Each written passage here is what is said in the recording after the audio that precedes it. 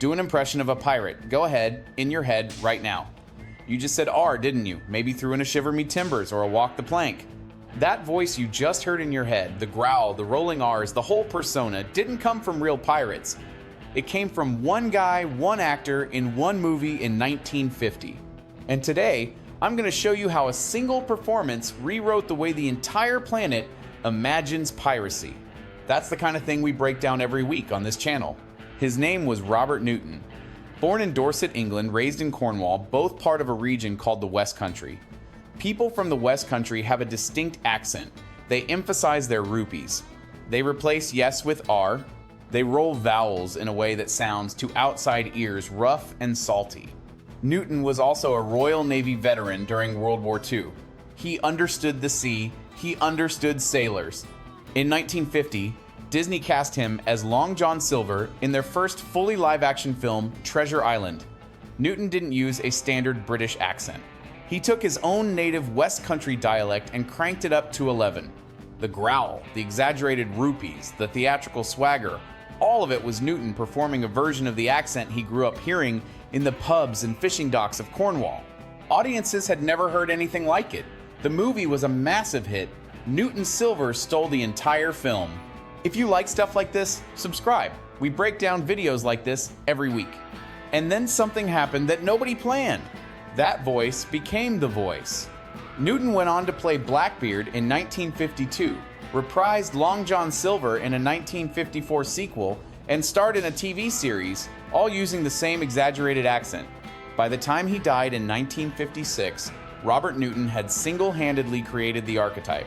Every pirate in every movie, TV show, cartoon, theme park ride, and Halloween costume after him was performing some version of what he invented. I used to think the pirate accent was just how pirates talked. Turns out, it's how one region of England talked, filtered through one actor who happened to land the right role at the right time. Here's where it gets stranger. Real pirates sounded nothing like that. During the golden age of piracy in the late 1600s and early 1700s, pirates came from everywhere.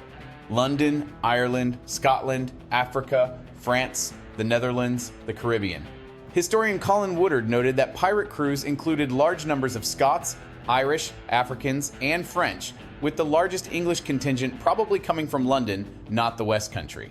There are almost no recordings of how pirates actually spoke. Only a handful of quotes survive. We have no idea what Blackbeard sounded like, or Anne Bonny, or Calico Jack.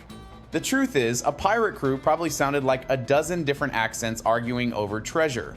But none of that mattered after 1950. Newton's voice was so magnetic, so entertaining, so perfectly suited to the character that it replaced whatever reality might have been. And here's the cross-domain chain that makes this a TYDK story. Robert Louis Stevenson wrote Treasure Island in 1883, a novel that gave us buried treasure maps, the Jolly Roger, X marks the spot, and the one-legged pirate with a parrot. Most of those things weren't historically common either. Disney adapted the book in 1950. Newton performed it with his West Country accent. Kids loved it, adults imitated it, Hollywood copied it.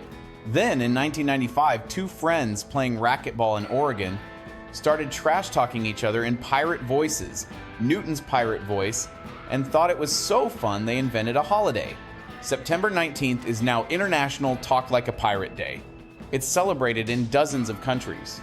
Facebook built a pirate language option for their entire website, and every single R traces back to one man in one movie 75 years ago. The characters of Jack Sparrow and Hector Barbossa in Pirates of the Caribbean are descendants of Newton Silver. The ride itself, Disney's most iconic attraction, uses the same accent Newton popularized on a Disney soundstage in 1950.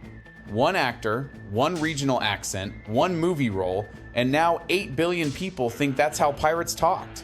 The next time someone says R to you in a movie at a costume party on September 19th, you'll know the real story. It wasn't history, it was a performance. And it rewrote the world's imagination in a single take. Check this one off your things I didn't know list. And if you want to see more, you know what to do. Subscribe, hit the like button, share with someone you know.